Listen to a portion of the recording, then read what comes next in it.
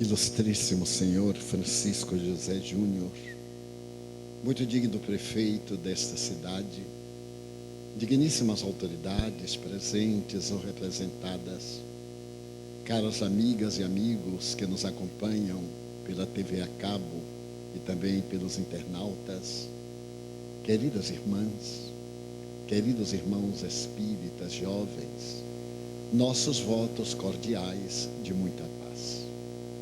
Na vida de todos nós, chega um momento em que somos surpreendidos e modificamos completamente o programa que estabelecemos. Um incidente de pequena monta, um acontecimento de alta responsabilidade, uma tragédia, ou qualquer outra coisa que muda o rumo da nossa caminhada. Foi exatamente o que aconteceu com uma personalidade célebre nos dois continentes, na velha Europa e em Norte América. Desejo referir-me à personalidade de um homem dedicado à religião, o bispo James Pike. Sua Excelência celebrizou-se na América por dirigir a Igreja Anglicana da Inglaterra, na cidade de São Francisco, na Califórnia. Por outro lado, era também representante do Reino Unido, do novo país, emérito jornalista, escritor, teólogo. O bispo foi acometido de um grande choque quando se encontrava na cidade de São Francisco, na igreja, enunciando o seu ministério. Era um dia como outro qualquer. Ele havia terminado a celebração do ato litúrgico, havia apresentado o sermão e, ao descer do púlpito, recebeu um telegrama.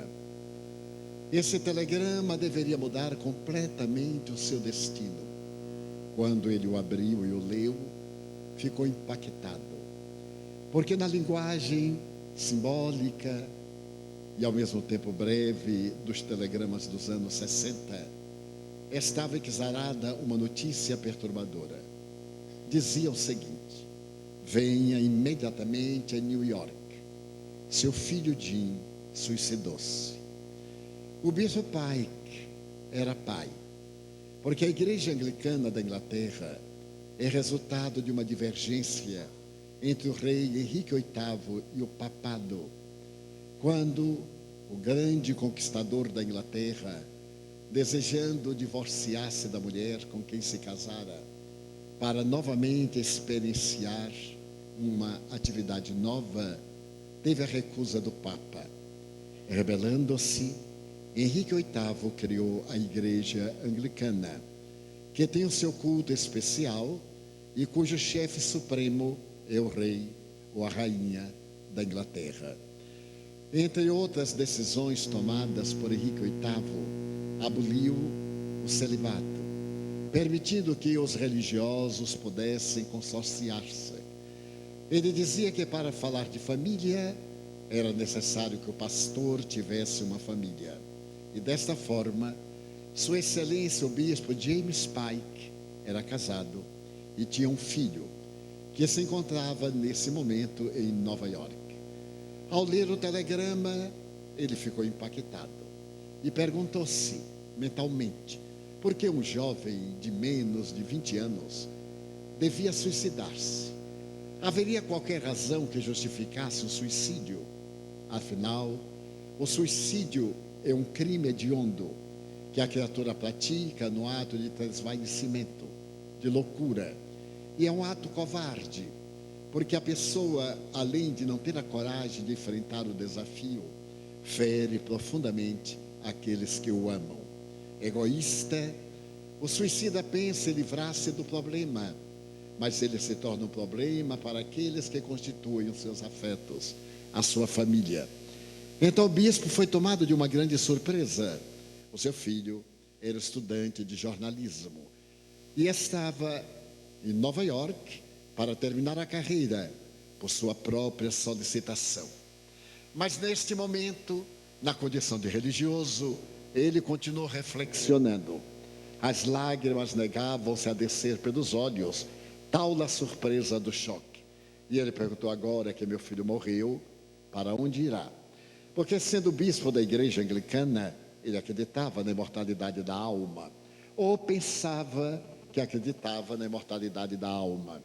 É muito comum termos o hábito de aceitar determinadas informações que não pesquisamos. Aceitamos automaticamente. E quando somos feridos por uma surpresa, notamos que não possuímos aquele cacife de valores para nos sustentar diante da provação. Então, imediatamente, ele se perguntou: para onde vai a alma do meu filho? Para o céu? É claro que não. Sendo suicida, ele violara uma das leis do decálogo: não matarás. Ele a si próprio se havia suicidado. Mas se ele não ia para o céu, ele iria para o inferno. Então, tomado de espanto, o bispo concluiu que não era justo. Por que ir para o inferno? Será que Deus, na sua misericórdia, não teria compaixão de um jovem alucinado no momento depressivo, haver tomado uma atitude radical dessa natureza? Ele, que era pai, era capaz de perdoar. E naquele momento prorrompeu num pranto convulsivo e disse: eu te perdoo, meu filho, porque alguma coisa terrível deve ter te acontecido para que tomasses essa decisão. Deus, que é misericórdia, por certo, teria benevolência muito maior do que ele. Será que ele iria para o inferno? E ele percebeu que tampouco, porque o inferno seria um lugar de degredo para toda a eternidade. Como a igreja anglicana não acredita no inferno, só havia essas duas opções. Então ele foi sacudido por um choque emocional tão grande quanto o da tragédia. Ele percebeu que não tinha segurança se a alma era imortal. Ele estava acostumado a dizer aos seus paroquianos: tenham coragem na vida para receber a recompensa celeste. Ele dizia aos operários, ao povo, aos camponeses: é necessário sofrer para sublimar-se e atingir a plenitude. Mas agora que ele estava sendo objeto de uma grande dor, ele se perguntou: e será? Será que a alma é imortal? Ele não tinha prova. A documentação que tinha era a ressurreição do Cristo, era a teologia, eram os livros da religião. Mas ele não tinha nenhuma experiência, nenhuma informação científica. Afinal, era o ano de 1966, em que a tecnologia de ponta ensaiava grandes conquistas universais. Da época em que a física quântica penetrara nas micropartículas, a biologia molecular havia desenhado o esquema da vida dentro de novos horizontes e percepções. Então ele se perguntou a si mesmo: será que existe a alma? Ou nós somos um conglomerado de células que a desoxigenação cerebral produz a morte do tronco encefálico e somos reduzidos a nada? E ficou chocado, porque ele pregava isto para os outros, mas é muito fácil pregar para outros aquilo que talvez não tenhamos forças para poder suportar. É muito fácil oferecer remédios amargos para que outros tomem, difícil é ingeri-los. Então ele deu um salto ainda na imaginação e perguntou: e Deus? Haverá Deus? Quais as provas que eu tenho de Deus? O universo? Mas alguns físicos, alguns teóricos dizem que o universo se explica a si mesmo desde o Big Bang há 14 bilhões de anos, que o universo se fez e vai desfazer-se. Aproximadamente dentro de 10 bilhões de anos, o Sol perderá sua luz, a força da energia desaparecerá, o sistema solar também se desintegrará e o universo caminha para o caos. Então ele ficou chocado por ver que tinha várias interrogações, como muitos de nós, para as quais não tinha resposta exequível. Mas aquele momento era muito grave, ele meneou a cabeça, saiu a correr, foi à casa, deu a notícia à mulher, que foi tomada de pânico, e logo depois tomaram um avião contra o fuso horário, viajando para o leste americano. Chegaram pela madrugada. Foram recebidos por um colega no aeroporto Kennedy e imediatamente levados para a casa funerária, onde o jovem estava sendo velado. Foi no silêncio da casa funerária que o seu filho estava no ataúde para ser cremado daí a 3 dias, que o bispo James Pike, olhando o rosto do jovem que ele amava como a própria vida, perguntou quase em altas vozes: por que, meu filho? Por que você fez isto? Qual a razão? Eu vivi sempre para você, para a religião, para o lar, para você. Por que, meu filho, você cometeu esse crime atroz? Então, ele lembrou-se que Jim, quando completara 15 anos de idade, havia sido convidado para um fim de semana, um weekend com um grupo de amigos. Tratava-se de ficar num lugar de escoteiros, passar a sexta, o sábado e o domingo. E no domingo pela manhã, quando ele pensava que estava tudo bem, o telefone tocou na sua residência paroquial e uma voz assustada do outro lado do fio disse: venha imediatamente, o seu filho está com estado alterado de consciência. Ele deve ter usado uma droga da pesada. Nos anos 60, depois do movimento hippie, começou o uso da maconha em alta dose e surgiram as doses químicas de substâncias aditivas e alucinógenas. Ele tomou um choque, porque seu filho era um rapaz extraordinário, 15 anos de idade. Ele nunca surpreendera Jim numa atitude menos feliz, mas era madrugada, ele pegou o automóvel e viajou 100 quilômetros até o acampamento. Mas ao chegar ao acampamento, o jovem estava amolentado, semi-adormecido, e o diretor do campo falou que, de repente, como se ele tivesse um surto esquizofrênico, ele realizou coisas indecorosas e tomou atitudes muito graves. Então o pai colocou o jovem no automóvel e retornava. A estrada do Pacífico, na Califórnia, oferece um espetáculo de grande beleza. E quando o dia ia nascendo muito longe, e os seus primeiros raios adornavam os montes da Califórnia, naquela região próxima de São Francisco, o pai, olhando o filho, parou o carro e perguntou-lhe: por quê? Por que você usou droga? O rapaz teve um choque e respondeu ao pai: papai, eu não sou um dependente, eu não sou viciado, papai. É que eu fumei um baseado, lá na escola todo mundo usa. Eu tenho resistido até hoje, mas no acampamento, um amigo pediu para experimentar, e eu experimentei, mas eu não tenho resistência, então eu tive uma loucura, mas já passou e certamente isso não se vai repetir. Foi a primeira vez, papai. E o pai acreditou.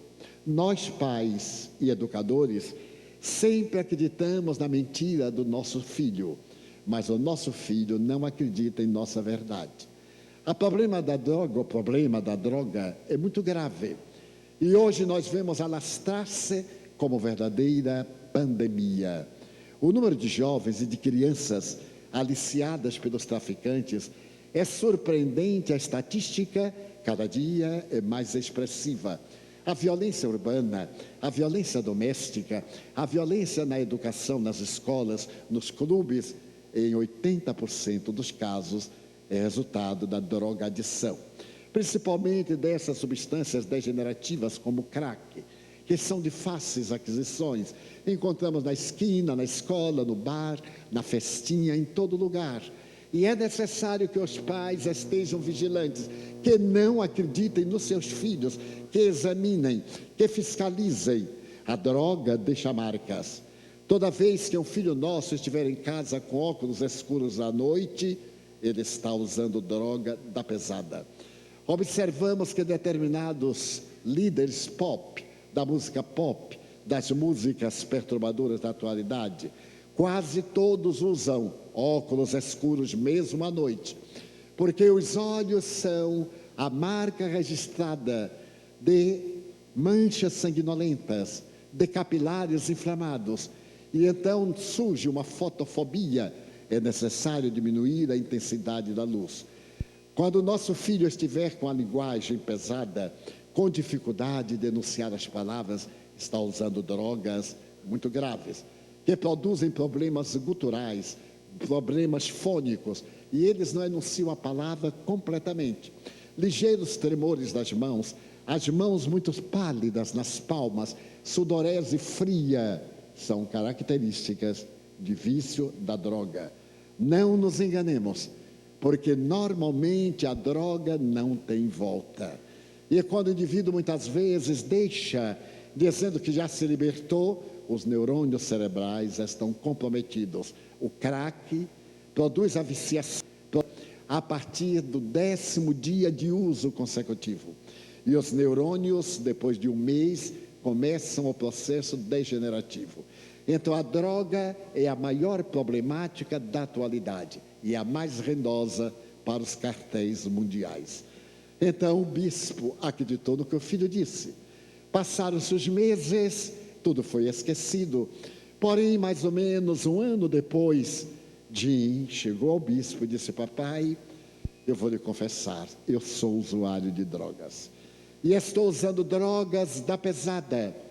Eu quero lhe pedir para sair de São Francisco, porque os traficantes não me dão trégua, ameaçam-me.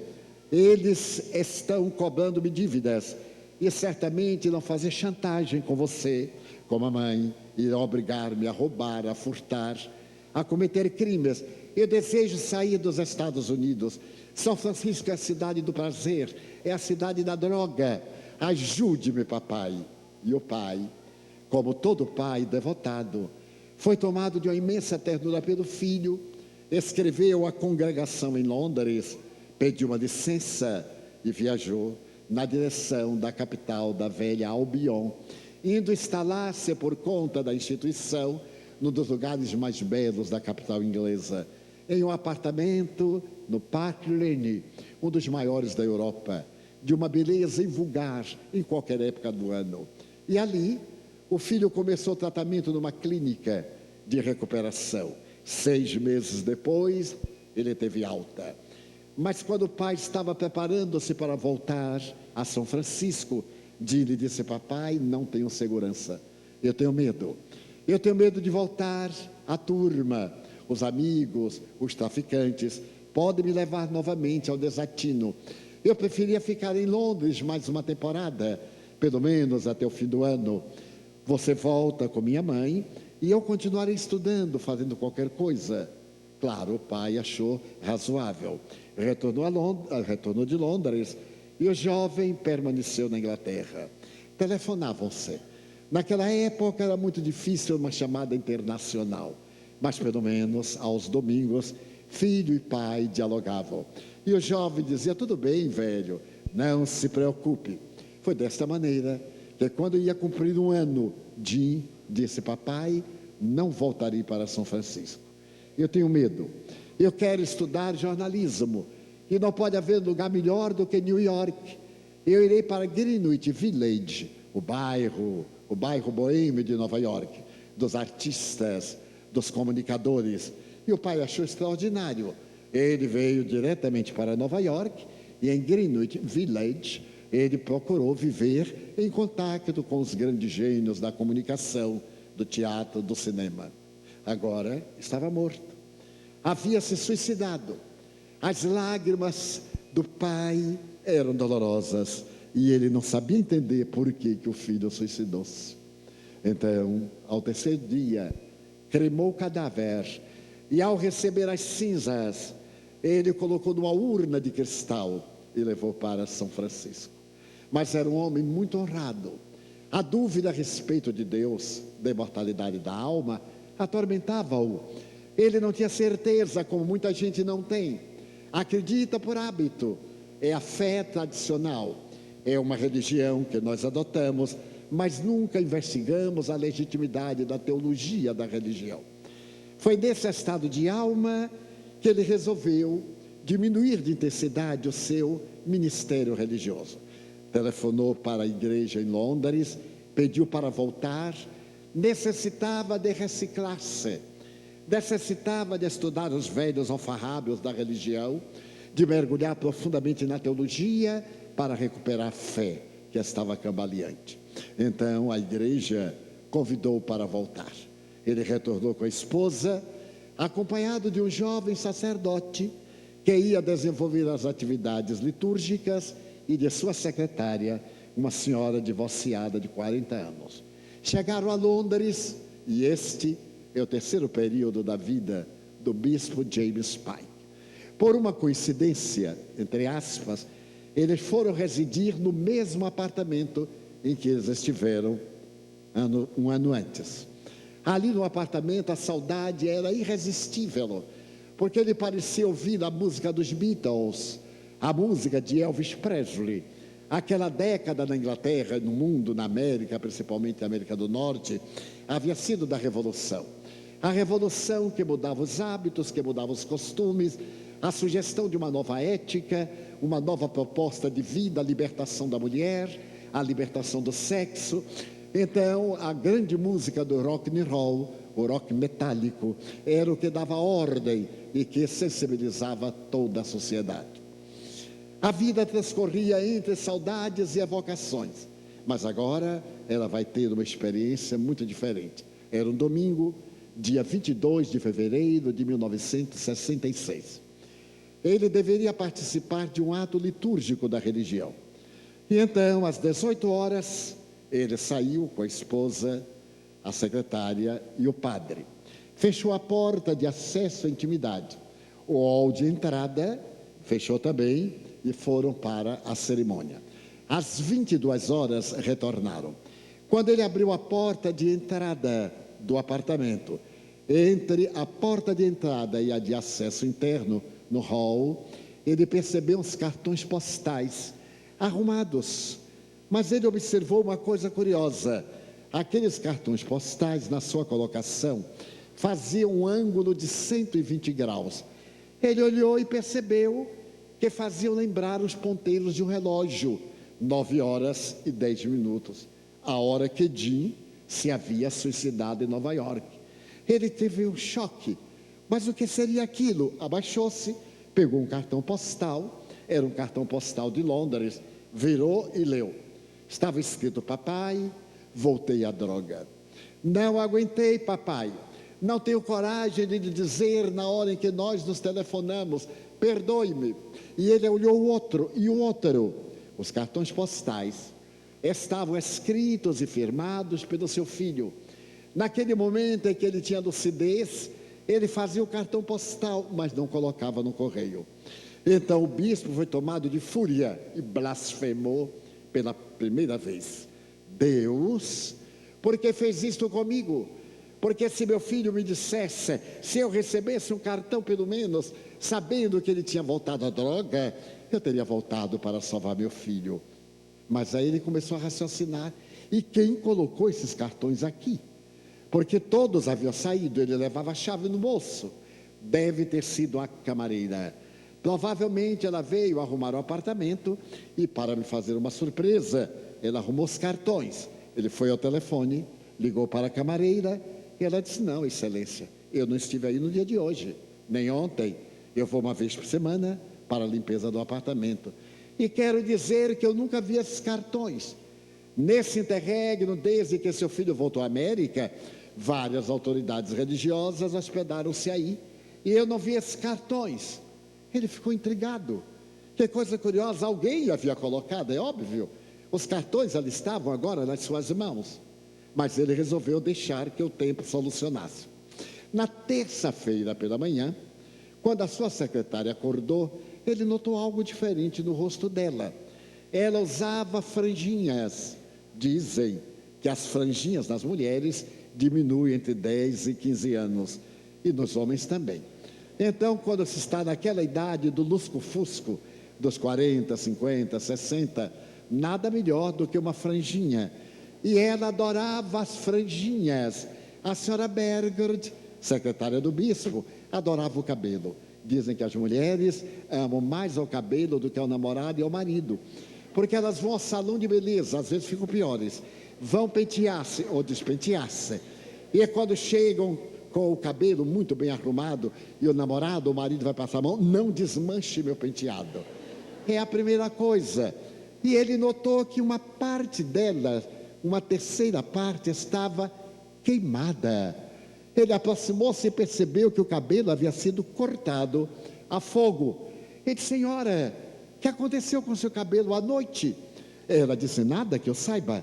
Correu ao espelho e lá estava. Ela ficou intrigada, porque ficou horrível, 2/3 partes. Mas ela deu um jeito, as mulheres são muito hábeis. Ela fez então uma pastinha no lugar da franjinha e recompôs o penteado. E ficou intrigada: que coisa, como é que ela pôde queimar o cabelo durante a noite? Mas na quarta-feira, quando ela despertou, uma segunda terceira parte estava queimada. E ela ficou agora muito intrigada. Na quarta-feira, as franjinhas haviam sido totalmente cortadas a fogo. Um fenômeno, portanto, de pirovasia. O fenômeno do fogo é um fenômeno parapsicológico. Ela então ficou intrigada e o bispo disse: senhora, você vai incendiar o apartamento? O que é isso? Porém, na sexta-feira, quando ela acordou, o corpo estava cheio de equimoses, de hematomas, como se ela houvesse tomado uma surra. E ela não lembrava, não sentia dores. Então ele ficou desesperado. No domingo, ele começou a pensar: por certo, é coisa do demônio. Nós temos uma intimidade com Satanás que é impressionante. Toda vez que nos acontece algo inusitado, não habitual, foi o diabo, nunca é Deus. Nós temos mais afinidades com o primeiro do que com o segundo. E ele, claro, deve ser o demônio me perseguindo. E ele tinha um amigo que era parapsicólogo. Nos anos 60, a parapsicologia tinha avançado bastante.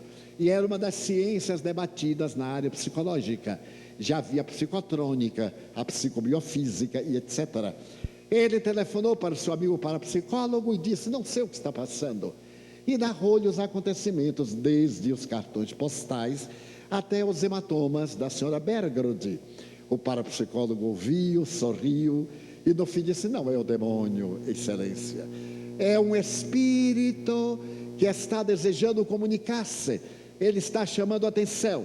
São os fenômenos de poltergeist, palavra alemã, apedrejamentos, movimento de objetos, que acontecem muito, invariavelmente, nas casas mal assombradas, entre parênteses, ou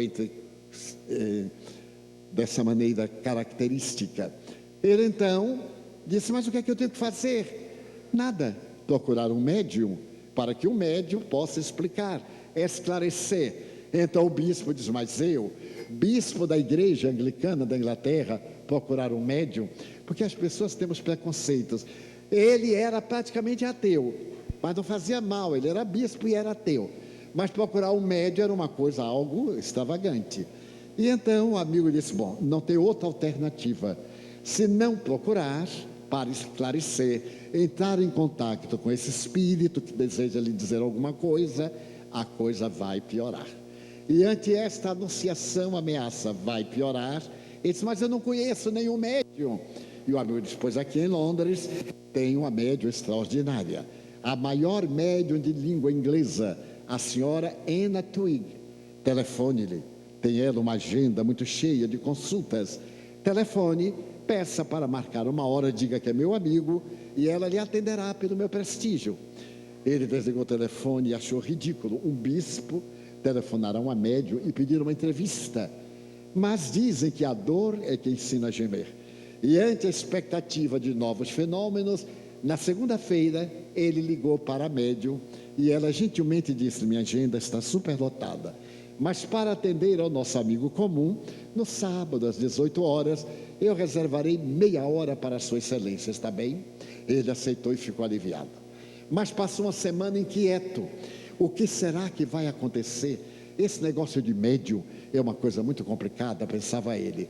Por via das dúvidas, ele, quando se dirigiu à residência da senhora Anna Twigg, levou um rosário no bolso, porque se o diabo aparecesse, ele exorcizava, e naturalmente Satanás abandonava. E chegou bem antes, a pontualidade inglesa. Mas quando ele estava perto da casa da senhora Twigg, ele começou a pensar assim: o que é médium? Médium deve ser uma pessoa esquisita. É muito comum a pessoa dizer assim: nossa, estou todo arrepiado. Então, médium deve ser um pouco psicopata. Eu fui funcionário público, e como funcionário público eu fui muito feliz, porque ser funcionário público no Brasil é uma felicidade. E eu fui funcionário público, e melhor ainda, Deus gostava tanto de mim que eu me tornei chefe de seção. E ser chefe de seção de repartição pública é expiação. Mas como eu era espírita, eu muito jovem, então eu aguentei. E naquele tempo, os meus colegas me ridicularizavam muito, ou pensavam que me ridicularizavam. Eles riam de mim, diziam: não, Divaldo é um pouco diferente, porque eu não fumava, não bebia, não jogava, não. Então eu tinha que ser diferente. Enquanto que aqueles sim, eram os normais. Eu era assim, algo diferente. E eles diziam que é porque o Espiritismo proibia. O Espiritismo não proíbe nada. Nos dá consciência ética do que é bom, do que não é bom. E nós, pelo livre-arbítrio, optamos fazer isto ou aquilo. E eu havia optado por ter uma saúde física, estou com 86 anos, uma saúde mental, uma saúde emocional. Então valeu a pena as minhas ligeiras renúncias, as minhas disciplinas morais. Então eu não ia fumar para ter um câncer de pulmão, um câncer de língua, um problema respiratório, pagar para suicidar-me. Também não usava bebida alcoólica. Para ter coragem é só orar. Eu não preciso de estímulos alcoólicos, nem estímulos de drogas de qualquer natureza. Pois bem, mas quando eles tinham problema, debruçavam na minha carteira e consultavam. É como dizem os espanhóis: no creio em las brujas, pero que las hay, indudablemente las hay. Então eles me consultavam e eu respondia com paciência, com bondade, tal e tal. Então, certo dia, eu estava trabalhando, porque naquele tempo funcionário público trabalhava. Hoje tem mais funcionário do que cadeira das repartições. É uma coisa curiosa, é uma fertilidade. Então não precisa trabalhar, basta pegar o Hollerith ou pegar o cheque, etc. Eu trabalhava, a nossa sessão era muito agradável, eu trabalhava no setor de assistência de uma autarquia chamada IPASE, que hoje é o Santo SUS. Quem é que não gosta dessas 3 letrinhas SUS? São adoráveis. Então eu faço parte dessa eminente autoridade. Então, certo dia eu estava trabalhando, quando chegou um cavalheiro e as máquinas pararam. Naquele tempo era máquina datilográfica. Quem não souber o que é, depois eu explico. Porque eu estava numa universidade nos Estados Unidos e eu falava, eu era datilógrafo. E ninguém entendeu nada. Eram jovens de 30 anos, 20 anos. Eles olharam para um lado para o outro e eu me senti um dinossauro, porque eu fui datilógrafo. Quem não souber o que é, eu repito, eu explico direitinho. De forma que quando eu migrei para o computador, eu já tive facilidade, porque eu era um bom datilógrafo. E agora eu sou um bom digitador. Mas como tudo cresceu rapidamente nesses últimos 10 anos, iPhone, iPad, iPod, iPin, eu não sei mais o que é que vou inventar. Não sei mais. Um amigo nosso, o André Trigueiro, da Rede Globo, para fazer uma conferência em nossa casa, diz: tem todos esses ais e principalmente o ai. Então, as máquinas pararam. E numa repartição pública, quando as bocas calam e as máquinas param, alguma tragédia está acontecendo. Eu me dei conta, levantei a cabeça e de frente de mim estava um cavalheiro, muito bem empacotado, muito bem vestido. Ele sorriu e eu percebi que os colegas haviam preparado uma armadilha, naturalmente para me criar um constrangimento, porque eu era espírita. O cavalheiro deu um passo até minha mesa e perguntou: o senhor se chama Divaldo? Pois não, sim senhor. Mas se chama Divaldo Franco? Sim senhor. Ele deu um passo atrás e, para me impressionar: o senhor se chama Divaldo Pereira Franco? Eu disse: olha, por incrível que pareça, eu acho que esse é o meu nome. Até agora era, mas o senhor tem tanta dúvida que eu também estou na dúvida. Mas naturalmente isso é o que está na minha carteira de identidade. E disse: Divaldo, não se moleste, não. Eu sou um psiquiatra. Eu digo: sou doutor fulano de tal, realmente um eminente psiquiatra. Eu sou doutor honoris causa pela Universidade de Coimbra, pela Universidade do Rio de Janeiro.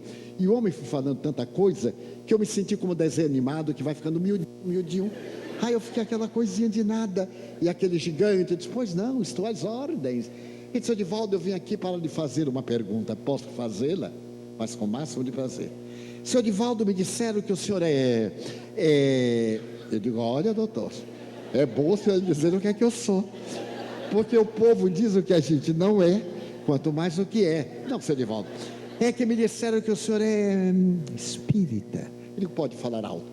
Eu sou espírita, porque graças à Constituição de 1946, o brasileiro tem direito a qualquer religião. O país é leigo. Desde que eu não perturbe os outros, eu tenho direito a ter a minha religião e eu não perturbo a ninguém. Os meus colegas aqui são testemunhas. Sou espírita, sim, senhor. Ele disse, mas, senhor Divaldo, vou lhe fazer uma outra pergunta. Me disseram que o senhor é... E aí ele riu. Me disseram que o senhor é médio. O senhor é médio? Eu digo, sou. Mas, senhor Divaldo, o senhor não parece médio. Aí eu fiquei surpreso. E disse, por que eu não pareço? Porque todo médium é tantã, não sabe? Todo mundo riu, eu também ri, ele riu, os colegas bateram palmas. Quando passou o momento de humor, eu perguntei suavemente assim, doutor, muito obrigado, mas apesar de não parecer, eu sou médium. Agora eu gostaria de fazer uma pergunta. O doutor veio aqui, me fez um inquérito que não é administrativo, e eu respondi. Será que o doutor me respondeu uma questão? Pois não, senhor Divaldo. O doutor é médium? Não. Por quê? Eu digo, porque parece. Parece bastante. Pois, mas, senhor Divaldo, o senhor está me ofendendo, eu digo, em absoluto. O doutor disse que os médiuns tem essa rodinha, né? Que eu não sei o que é. Claro que eu sei o que é. Tantan era o apelido de um homem chamado Monsieur Le Borgne, da França. Era um homem que tinha uma problemática na fala. Durante 21 anos, ele não enunciava outra palavra, apenas a sílaba tan. E ele foi estudado por Paul Pierre Broca, o grande pai da craneologia, que percebeu que aquele fenômeno de afasia não era na garganta de tan, era na terceira circunvolução frontal esquerda, que mais tarde passou a ser o centro da palavra, o centro de Broca. Eu sabia, porque eu havia anunciado isso em várias conferências, quando eu estudava o problema de la Sorbonne, de la Salpêtrière, mas eu fiz-me de inocente, nada melhor do que passar por ingênuo diante dos ásperos, que são ainda mais estúpidos. Então ele disse, eu digo, não, senhor, é que o senhor falou dessa rodinha, como o senhor é psiquiatra, porque eu estou trabalhando aqui, porque nós, os espíritas, não vivemos da religião. Somos os únicos religiosos que vivemos para a religião. No espiritismo não se paga nada. Nós divulgamos a doutrina, trabalhamos na mediunidade, porque a nossa base é a caridade. Fora da caridade não há salvação. E o doutor sai do seu consultório para vir dizer que eu sou essa coisinha, para me ofender. Então o doutor é um psicopata, não psiquiatra. Sorrimos. Então o bispo pai que dizia assim, como será médium? Vai ver que era um pouco extravagante, porque tem pessoas nervosas que dizem assim, eu tenho tanta mediunidade, olha como eu ando trêmulo. Não é mediunidade não, é desequilíbrio nervoso mesmo. Outros dizem, eu estou todo arrepiado. E tem aqueles que dizem que tomam choques, né? Acho que tem um encosto em mim. Coisa horrorosa, um encosto. E são desequilíbrios do sistema nervoso central. É claro que a mediunidade é uma peculiaridade espiritual do indivíduo, é uma função orgânica que todos possuímos em diferentes graus, e ela produz sensações, emoções, porque é um sexto sentido, conforme foi denominada pelo eminente professor Charles Richer, o maior cientista da França no século XIX, que estudou a mediunidade durante 40 anos. Então é uma faculdade orgânica, como definiu Allan Kardec. E essa faculdade está em nós, que poderíamos tê-la de uma maneira natural, como tê-la de uma maneira muito poderosa, muito forte, desde a infância, como o meu caso, Chico Xavier, e milhares de pessoas. Então ele ficou atormentado, mas quando ela abriu a porta e sorriu, ele percebeu que ela era normal. Era uma senhora simpática, de 60 anos, até gordinha. Não pode haver nada melhor do que ser um médium gordinho, porque quando é um médium muito fraco, coitado, e vai dar passe, ele nem tem força de dar o passe. Então, magrinho fica bom para modelo, para as pessoas que se dedicam à arte, as manifestações da moda, os manequins, mas para nós um pouquinho de enxúndia sempre ajuda. E ela era gordinha, aquela velhota inglesa, simpática. Ela sorriu e perguntou: Bispo Pike, senhora é? Ela sorriu e disse: entra, excelência. E ele segurou o rosário por garantia. Entrou, sentou-se, e ela olhou para ele e disse: estou às suas ordens. Senhora, trata-se de fenômenos que aconteceram na minha casa. Ela disse: não me conte, para que eu não saiba nada a respeito da sua vida. Passemos à sala das sessões. Ele disse: agora vai sair um bode preto debaixo da mesa, vai ter qualquer coisa, porque era assim que o povo pensava nos anos 60, e ainda existem os ingênuos que pensam assim. Quando ele entrou na sala, era uma sala comum, com uma chaise longue, com algumas cadeiras. Era uma sala mais discreta, que antigamente chamavam sala fechada para visitas. Ele então sentou-se, a senhora reclinou-se na chaise longue, e então disse: excelência, vamos orar? E ele perguntou: e os espíritas oram? Claro, nós somos cristãos. Aí é necessário orar? Sim, excelência.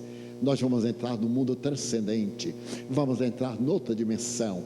Teremos que pedir a ajuda do Jesus Cristo, a ajuda dos espíritos nobres. Ah, mas isso, excelência, vamos orar. Ele era um homem honrado e honesto, fechou os olhos e começou a orar. Menos de 5 minutos transcorridos, ele ouviu uma voz que dizia: papai, papai, sou eu. Ele abriu os olhos, o rosto da senhora estava algo congestionado, os olhos fora das órbitas, uma palidez mortal na face, as mãos erguidas, trêmulas, e ele dizia: papai, sou eu, Jim. Venho lhe dizer que eu não me suicidei, papai, eu não me matei. Volte a Deus. Deus existe, papai.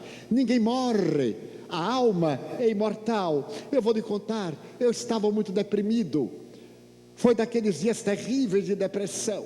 Então eu queria dormir e não conseguia. Então eu tomei um sonífero, tomei uma Drágia, 2, 3. Então eu entrei no automatismo, fui tomando, tomei uma overdose de sonífero. E claro, eu entrei no sono profundo. Adveio a morte orgânica, mas eu não queria morrer. Papai, me perdoe, eu ando droga, papai, perdoe-me. Eu estou aqui para lhe confortar, mas eu não posso, eu estou muito aflito, papai. Tem menos de 2 meses que isso aconteceu. Fui eu quem colocou as cartas na entrada do seu apartamento. Fui eu, papai. Eu fazia os cartões, mas não tinha coragem de postá-los. Eu desejava chamar a sua atenção. Fui eu quem queimou o cabelo da senhora Bergold. Fui eu quem lhe aplicou aquelas marcas no corpo. Eu não gostava muito da senhora Bergold, como você se lembra. Papai, não posso falar muito, estou desesperado. Eu vim trazido pelo Dr. Tillich, seu amigo, papai. Ele vai falar. Peça a mamãe para vir. Noutra vez, eu preciso pedir perdão a ela. Perdoe-me, papai. O bispo estava chorando. A voz era do seu filho. Todos aqueles fatos, a senhora não sabia, não tinha como saber. E ele disse mais: lembra-se de Fred, aquele primo seu na Escócia, que pulava a carniça com você? Ele não lembrava mais de um fato que passara fazia mais de 50 anos, como ia lembrar-se? Entrou naquele desespero, ele disse: eu te perdoo, meu filho, eu agora creio. Então o rosto da senhora, diante dos olhos dele, sofreu uma grande mudança, uma marca de ternura, uma cor, uma transfiguração. Então ele ouviu: James, sou eu, Tillich. O Dr. Tillich foi um grande teólogo inglês, filósofo, escritor, e ele dizia pela boca da médium Anna Twigg: quero agradecer-te a reportagem que fizeste a meu respeito e que publicaste. Quero agradecer-te a biografia que escreveste a meu respeito. Lembras-te no seminário, quando nos sentávamos juntos, e os 2 amigos que a morte havia separado fisicamente, conversaram como 2 colegas, trocando confidências. E então o Dr. Tillich Espírito, disse-lhe, volta aqui mais uma vez, para que leves a certeza da imortalidade da alma. Ao terminar a reunião, 1 hora depois, não apenas meia hora, a senhora Anna Twigg, a médium inglesa que eu conheci pessoalmente, olhou para o bispo e perguntou: então, excelência, foi o seu filho? Senhora, é o meu filho, é o meu amigo de volta. Tillich, meu grande amigo, o meu teólogo favorito, permita-me voltar aqui. E ele voltou 10 vezes. E 10 vezes, pela médium Anna Twigg, manifestaram-se espíritos admiráveis. Ele então recobrou a fé, passou a acreditar na imortalidade da alma. Agora ele tinha fatos. O espiritismo é a ciência dos fatos. Tudo que o espiritismo diz, comprova no laboratório da mediunidade. Não é uma teoria, é um fato que a si mesmo se explicou. Primeiro vieram os espíritos, se comunicaram, disseram que a vida continuava e criaram essa doutrina notável, cuja base é um livro de filosofia científica, o Livro dos Espíritos, e cuja terceira obra de consolação é uma obra religiosa, o Evangelho segundo o Espiritismo, publicado em Paris em abril de 1864. Estamos celebrando nesse ano 150 anos da Consolação. Então ele voltou para a América e na Catedral de São Francisco ele declarou o que eu acabo de dizer. Fez uma conferência e dizia: agora voltei a Deus, graças a médium Anna Twigg, voltei à imortalidade da alma, porque meu filho convenceu-me de que a vida é indestrutível. A vida na Terra tem um significado, tem um sentido psicológico. Devemos preparar-nos para a imortalidade, porque a vida física, por mais longa que seja, é muito curta depois que passa. Aos 86 anos, eu olho para trás e parece-me que foi ontem que vim pela primeira vez a Natal. Eu era um jovem, muito jovem realmente, 60 anos se passaram, vim todos os anos a Natal.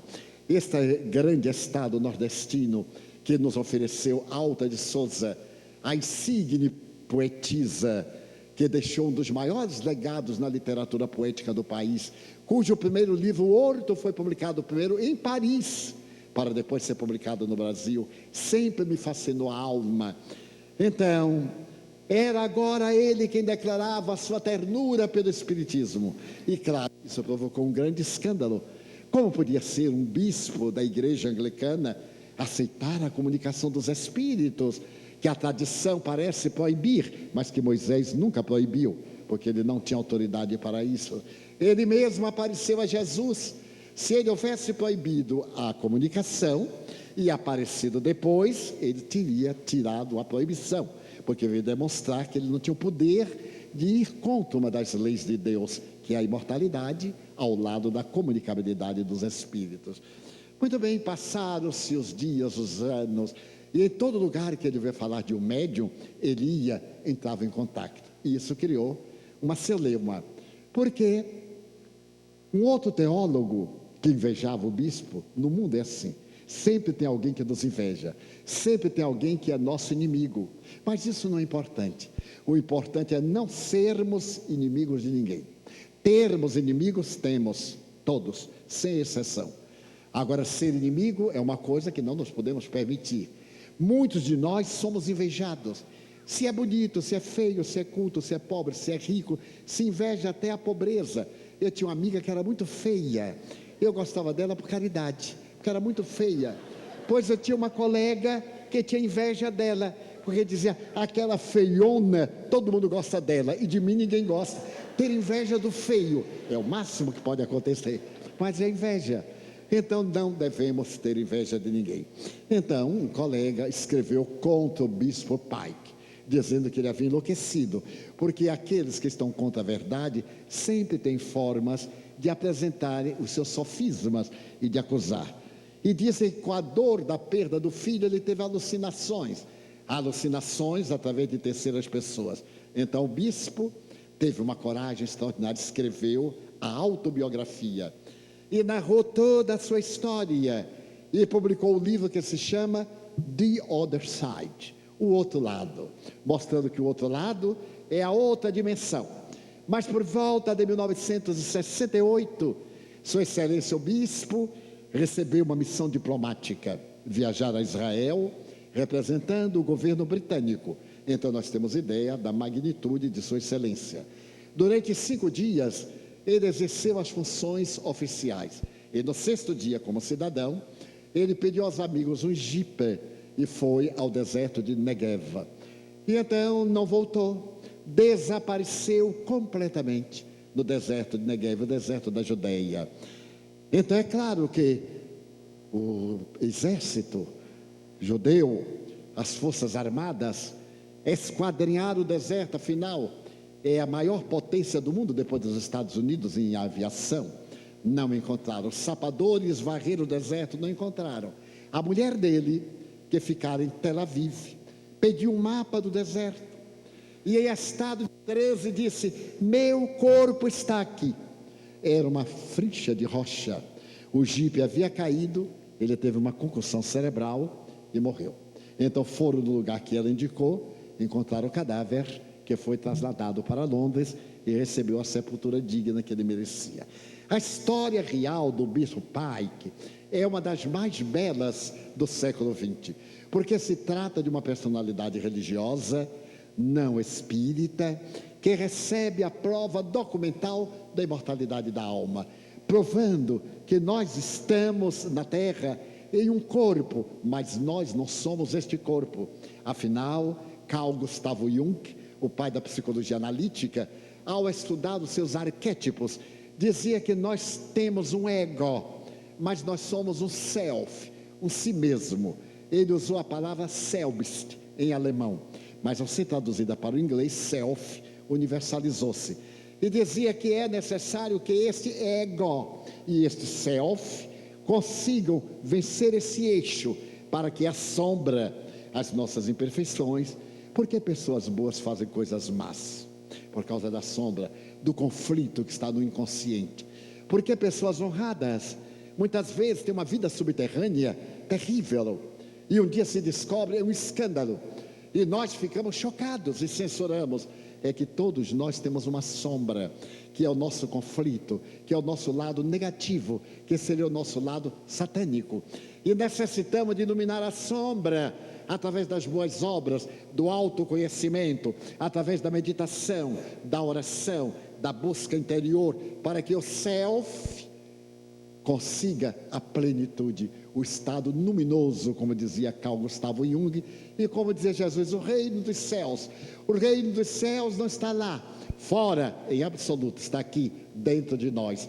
Não é depois da morte que nós gozaremos do reino dos céus, é antes. É necessário que tenhamos paz de espírito. E quem tem paz nesses dias, meus amigos? A tecnologia diminui os espaços terrestres. Viajamos hoje com a velocidade do pensamento pelo sistema virtual. Pegamos, por exemplo, na internet o telescópio Hubble e vemos nascer uma galáxia na poeira das estrelas. Vemos ser absorvida uma galáxia no buraco negro. E ainda no ano passado, quando se conseguiu, no grande acelerador de partículas entre a Suíça e a França, naquele túnel de 27 quilômetros, um choque de prótons, surgiu a mais mínima partícula. Aquela partícula que foi concebida matematicamente por um grande físico inglês, Higgs. E então, o bóson de Higgs é tão infinitamente pequeno que os cientistas ateus denominaram essa partícula como sendo a assinatura de Deus na sua obra, no universo. É fascinante. A ciência chegou a essa conclusão depois da decodificação do genoma humano, porque mostra que nós temos uma origem há 2 bilhões de anos, desde as primeiras cadeias de açúcar até este corpo constituído por 100 trilhões de células. Um arquipélago funcional no qual a nossa consciência age, mas nós não somos o corpo, nós somos a alma imortal. Veio o Espiritismo como ciência, a ciência que estuda a origem, a natureza, o destino dos espíritos e as relações que existem com o mundo espiritual. Uma ciência de observação, uma ciência que demonstrou a paranormalidade humana. Quem é de nós que nunca ouviu falar nos maravilhosos fenômenos de Antônio de Pádua, de Francisco de Assis, de Santa Teresa d'Ávila, de todos esses notáveis vultos da humanidade, de Sai Baba, o Swami Sai Baba da Índia, os fenômenos extraordinários da Bíblia, desde os velhos profetas a Paulo, quando Saulo na estrada de Damasco vê Jesus. O Espiritismo traz de volta o cristianismo, o Evangelho de Jesus, que não fundou religião. Jesus não fundou religião, ele criou uma doutrina de amor.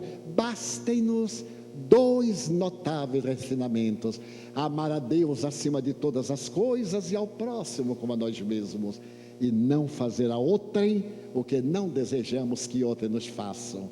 Mohandas Karamchand Gandhi costumava dizer: se desaparecerem da terra todos os livros e ficar o Sermão da Montanha, as bem-aventuranças, nós teremos o material suficiente para sermos plenamente felizes. Eu li, disse Gandhi, o Sermão da Montanha e me tornei pacifista, porque Jesus foi o grande pacifista. Veio nos ensinar que somente é feliz quem ama. Quando nós amamos, nós somos maduros psicológicos. Quando nós queremos ser amados, somos crianças maltratadas e insatisfeitas. Então o Espiritismo vem restaurar o amor. A solução para o problema da sociedade hoje é o amor, mas um amor consciente, um amor responsável, um amor sem a libido. A libido tem a função de fecundação do prazer, muito nobre, mas é necessário que não revidemos mal por mal, que tenhamos a coragem, a força de não sermos infelizes quanto àqueles que nos provocam. Permitam-me, alongando-me um pouco mais, é uma vez de cada 10 anos que venho aqui, então, permitam-me narrar uma experiência muito curiosa. Eu faço parte do grupo dos pacifistas. Para a pessoa me irritar, precisa ser muito técnico. E quando eu percebo que vou irritando, eu digo assim: não vou dar a ele o prazer de me ver irritado. Eu sorrio e desarmo.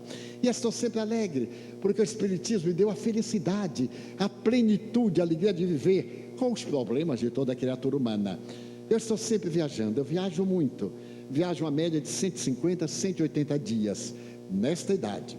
E eu estava no ano passado numa fila para o check-in em Salvador, sou muito conhecido no aeroporto e em outros lugares, e estava alegre, 5 da manhã, o sol maravilhoso da cidade mais linda do mundo, porque Salvador, meus amigos, é a cidade mais linda do mundo depois de Mossoró, sem dúvida nenhuma. Então eu estava alegre, este sol maravilhoso, este calorzinho que mata de inveja o europeu. E então eu estava alegre. Na terceira fila, alguém gritou: ei, por que está rindo? Ele: não acredito. Não é possível 5 da manhã encontrar um psicopata deste. Mas aí eu continuei rindo. E ele gritou: está rindo para mim ou está rindo de mim? Eu digo: não é possível. Continuei rindo. E todo mundo parou na fila e ficou olhando esse debate de um só. Eu então olhei para um lado, olhei para o outro, parei e disse: não estou rindo do Senhor, nem para o Senhor. E por que não? Porque eu sou cego. Todo mundo caiu na risada. Como é que ele podia brigar com o cego? Ele saiu de lá, veio até mim e olhou para mim, passou a mão, e eu ceguista. E ele disse: mas o senhor tem os olhos tão claros. Eu devia ter ficado calado, mas baiano não cala nem na morte. Eu digo: mas meu amigo, o meu problema não é nos olhos, é no nervo óptico. Ele parou e disse: eu conheço esta voz. Você não é o Divaldo Franco? Eu digo: sou. Eu já ouvi na televisão. Eu conheço sua voz pelo rádio. Você não é cego, coisa nenhuma. Eu digo: sou. Eu sou cego à agressão humana. Eu sou mudo à estupidez humana. E eu sou surdo ao atrevimento humano. O senhor acha que eu ia perder o meu dia só porque o senhor perdeu a sua noite e acordou de mau humor? De maneira nenhuma. Mas, senhor Divaldo, é que eu tenho muito problema. Eu disse: quem é que não tem problema? Só que não tem problema é esquizofrênico. Ele não tem, ele é problema para os outros. Mas todos nós temos problemas. Mas, senhor Divaldo, o senhor está viajando para onde? Eu digo, eu estou viajando a São Paulo. Eu também. O senhor vai por qual voo? Pelo voo tal. Eu também. Eu digo, só faltava ele no meu colo, porque eu nunca vi tanta coincidência. Muito bem. Então, fiz o check-in, entrei, eu sempre sento no corredor para não incomodar ninguém. Prefiro que me incomodem. E quando eu olho, eu estava no 6C. No 6D estava ele. Ele pôs a mão na minha perna, senhor Divaldo, nós vamos conversar muito, não? Eu disse, não, senhor. Avião não é lugar para conversar, porque eu aluguei esta poltrona, o senhor alugou esta poltrona, e nós não temos o direito de perturbar os que alugaram outras poltronas. Há pessoas que alugam o avião inteiro, já notaram, né? Falam alto, dão gargalhada, gritam, e outros que ficam atrás batendo o pé na poltrona, e quando vão levantar, puxa o cabelo da gente. A gente não olha, porque a pessoa briga. São pessoas assim meio desequilibradas, meio não, bastante desequilibradas. Eu não me sento puxando a poltrona, seguro os braços e levanto na perpendicular. Para isso é que tem os braços da poltrona. Mas, senhor Divaldo, eu digo, não, eu queria fazer uma consulta. Eu disse, mas aqui no avião, senhor Divaldo, quando o avião subir, fica perto dos espíritos, fica mais fácil, né? Esse meu amigo, os meus guias não sobem não, eles baixam. E ele estava excitado, eu aí tive uma ideia. Eu havia lido alguma coisa sobre hipnose, mas nunca havia tentado. Eu botei a mão na rótula do joelho dele e disse assim, durma, você está um pouco excitado, durma. E o homem dormiu, eu tomei um choque. Eu nem vou dizer que durma, porque senão o auditório pode dormir. Então, eu fiquei em paz e ele também. Quando o avião bateu no solo em São Paulo, senhor Divaldo, eu digo, já chegamos. E o que me aconteceu? Eu digo, desencarnou e reencarnou agora. Então, senhores, imaginem, encontrar um pé de briga às 5 horas da manhã, porque há pessoas que se comprazem em criar problemas para os outros. Então, não revidemos mal por mal. Se alguém não nos quer bem, o problema é dele, que toda vez que nos vai ver, vai ter dor de cabeça. Mas quando somos nós que não amamos, isso é ruim para nós. Então, o Espiritismo veio nos dizer que nós deveremos ter uma filosofia de vida baseada no Evangelho de Jesus, no Sermão da Montanha.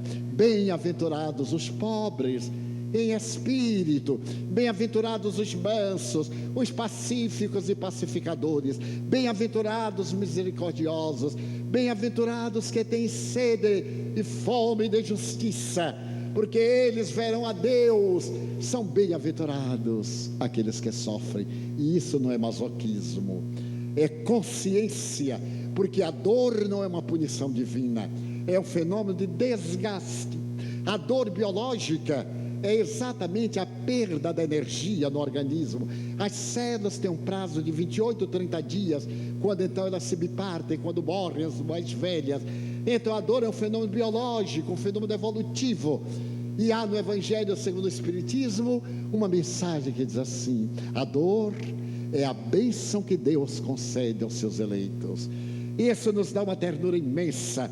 E essa ciência, filosofia e religião vem nos dizer que a morte, que é a grande enigma dos séculos, é o enigma da filosofia, não existe. O Espiritismo matou a morte.